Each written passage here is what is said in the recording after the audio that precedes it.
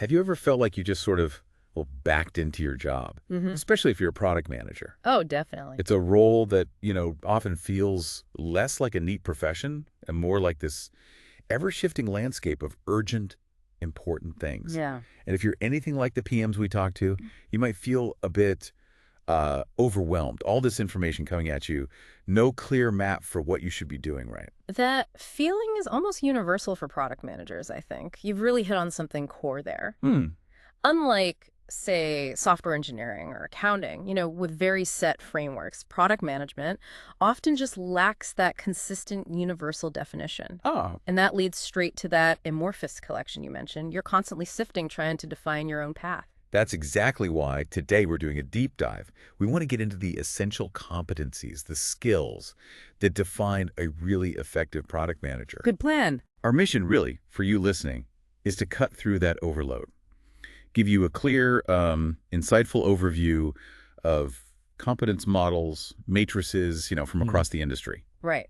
Kind of demystify it a bit. Exactly. Think of it as your personal compass for self-assessment, career development, helping you see where you shine and maybe where you could grow without needing a textbook. It's about getting that shortcut to being well-informed. Yeah. And, right at the heart of this role is what people often call the mini CEO mindset. Right. I've heard that. And it's not just a fancy title. It genuinely means you're responsible for the holistic business management of your product. Holistic. Okay. From that first spark of an idea all the way through its life, maybe even to discontinuation. You're thinking like an owner. Not just an employee. Precisely. You're leading a cross-functional team and not just managing a project, but steering a miniature business within the bigger company, all focused on that product's strategic intent. Okay, so let's unpack that foundational idea a little more.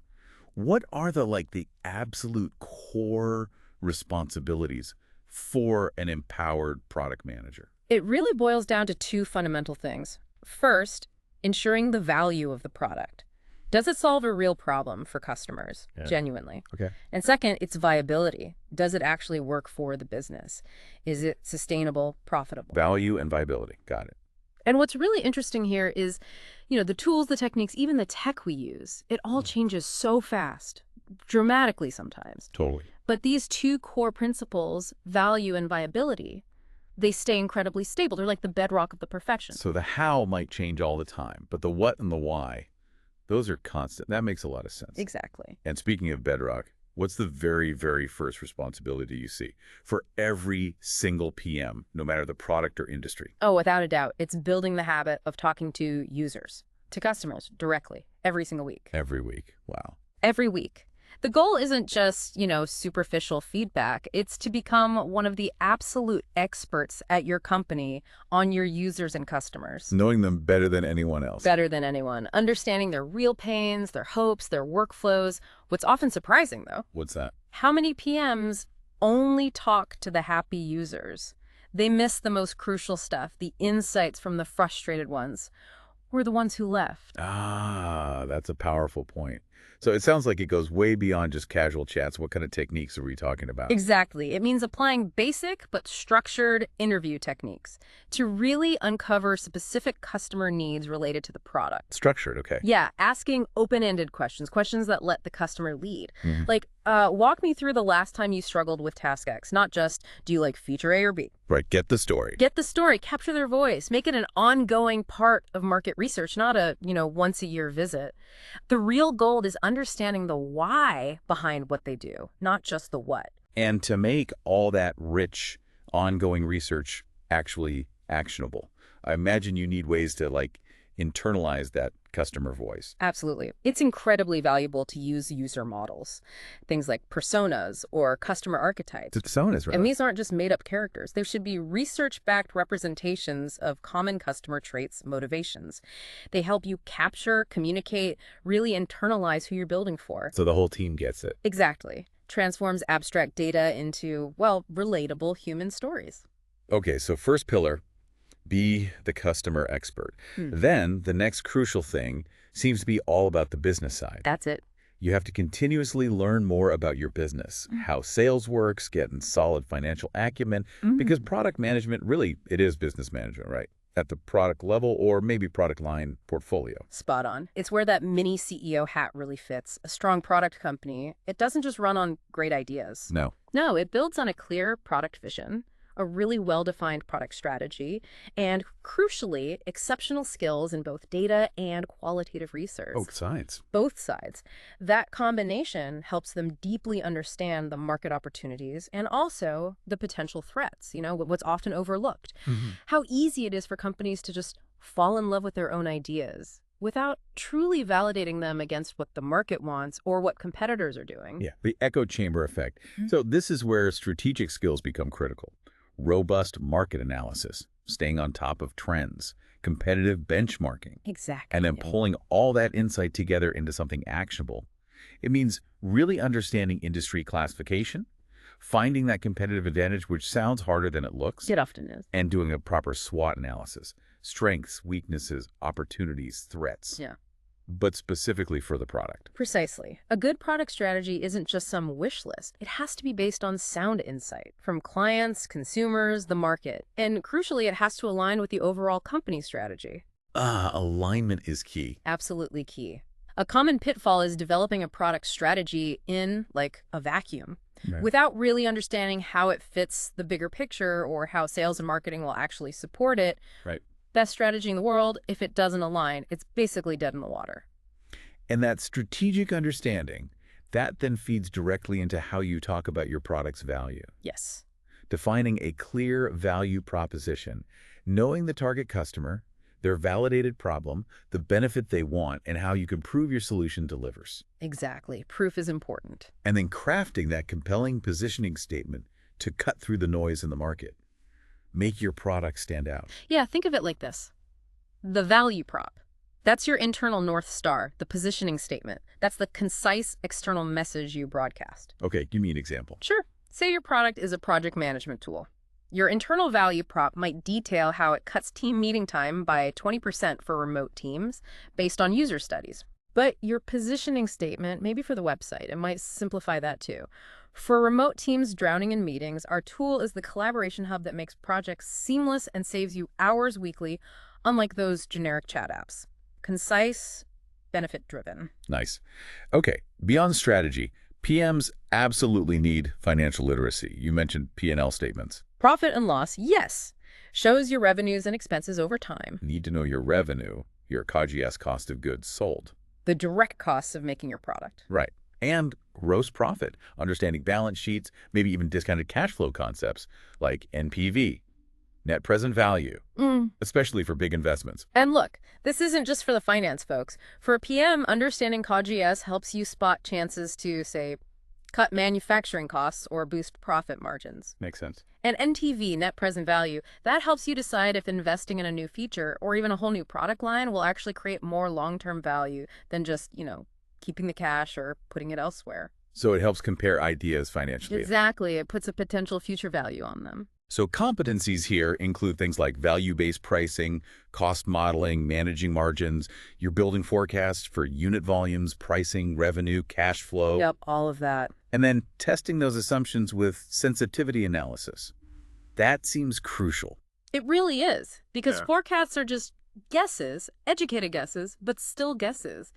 Sensitivity analysis shows you what happens if your guesses are off. And crucially, you're building robust business cases for product investments, explaining the why, the market context, customer needs, and those critical financial projections. Right. It's more than just numbers. It's making data-driven decisions and building a persuasive argument for why this investment makes sense.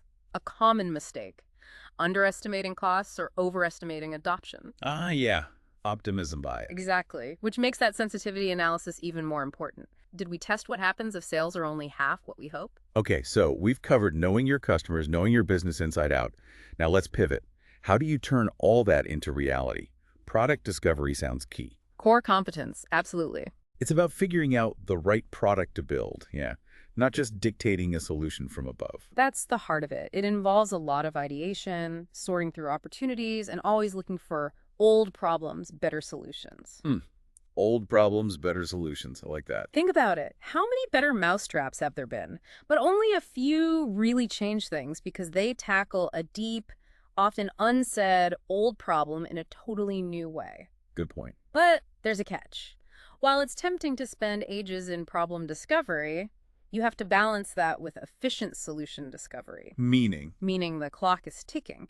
If you spend all your time deeply understanding the problem, you run out of time to actually experiment with solutions, iterate, learn what works. Right. Find that sweet spot. Find the sweet spot between deep understanding and agile experimentation. So once you're defining the product, key skills involve generating clear product requirements, understanding that line between the business-focused PRD, The product requirements document, yeah. but what? And the more technical PSD, Yeah. the product specification document. Exactly. The how. Keeping that distinction clear is vital. Why is that? It keeps the business focus separate from the tech details, lets each team excel in their area but stay aligned. And when building, PMs need to assess costs, timing, resources, Which includes those tricky make versus buy decisions. critical decisions, like do we build our own payment system? Right. Or integrate with Stripe or something. That means weighing dev cost, time to market, long-term upkeep. Lots to consider. Then comes the exciting part.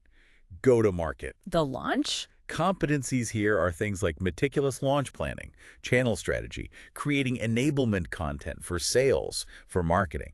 And a key idea seems to be aiming for small, frequent, reliable, uncoupled releases. Oh, huge shift. It's way different from the old days, right? Those massive, risky waterfall launches. Totally different. Small, frequent releases just de-risk the whole thing. You get faster feedback from real users, makes it easier to adjust course, less drama. Makes sense. And after launch, the focus shifts to running the business. Exactly. And there's a neat framework for ongoing performance, PUMICE. It's a handy acronym. PUMIC. Okay, break it down. Sure. P is for product profitability and financial performance.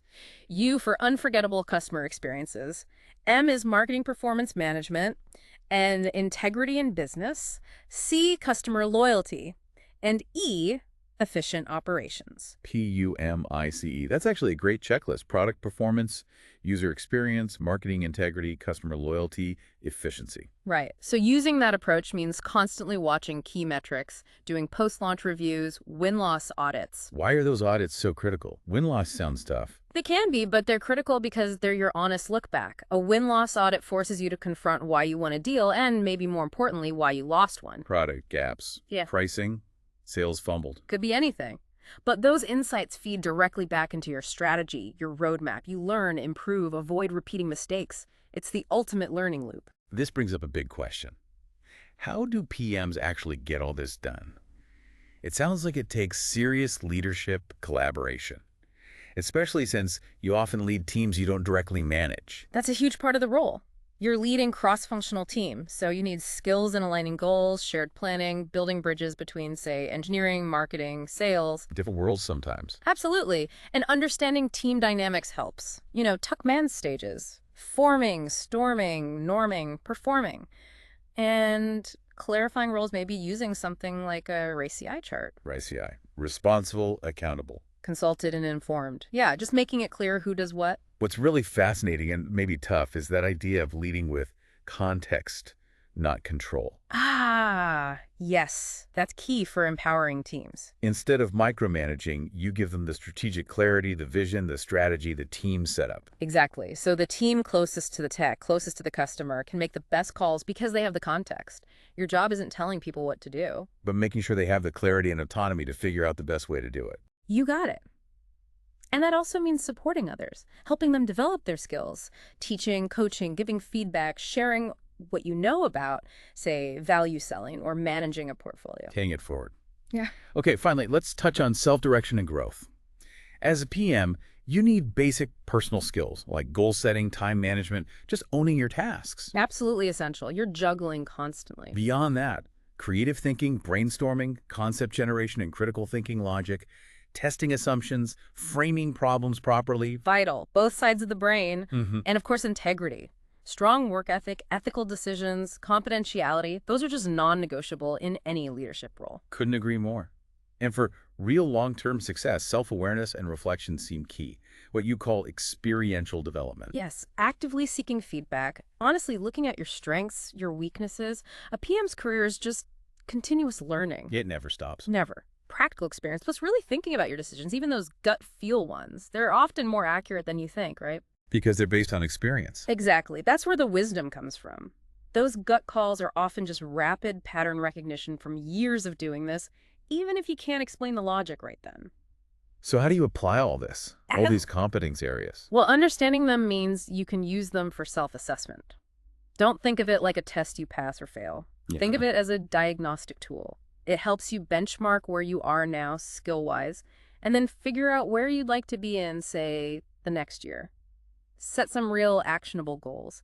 Many top companies use similar matrices internally to help their PMs grow, even if they call it something different. Right, it's a common practice. So from that assessment, you move to action. We'd encourage you, the listener, to use this kind of framework to map out your own development goals. Yeah, maybe you decide to focus on strategic and commercial stuff. Or maybe dive deeper into customer research. Or maybe it's pricing and profitability that needs work. Or just getting better at collaborating across different teams. The beauty is you can tailor it to your specific needs and goals. The value of this journey, it really can't be overstated, can it? Professional development for PMs is just ongoing.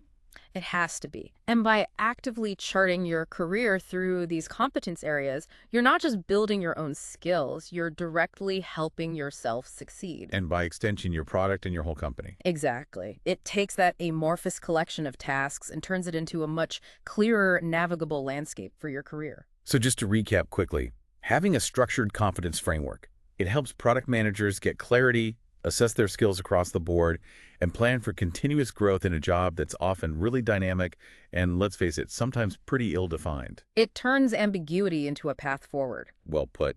And as you, listening, reflect on all this, maybe consider this question: if product management really is about solving real problems for customers and the business, what single competence area, if you mastered it, would unlock the biggest impact for your product right now? That's a great closing thought. And building on that, what's one small concrete step you could take, maybe even today, to start building that specific competence? We really encourage you to think about your own journey and consider which part of this whole framework you want to deep dive into next.